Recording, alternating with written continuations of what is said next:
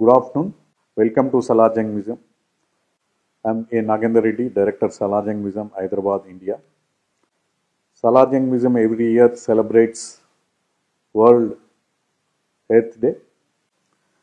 To speak about Salarjung Museum is a world-known museum on decorative arts.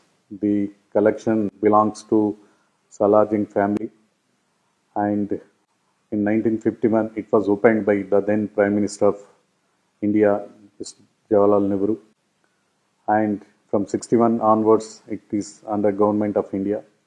The museum developed into 3 buildings. Mostly the museum have a collection of Western art and Far Eastern art, also this Indian art. Museum have different collections like porcelain, cloaks, paintings, Western art, Western porcelain, Eastern porcelain, to name it, all more than 33 countries collection we have in these buildings. Every year, Salarjung Museum celebrates World Earth Day with different events. This year, we are joining with earthday.org. The museum organizing exhibition on water, importance of water. Our renowned photographer, Mr. Janardhan, agreed to have this exhibition. He is specialized in different themes, and his photography on this occasion is on water with different colors and tones to show the techniques of photography and also importance of water. Both we can see in this exhibition.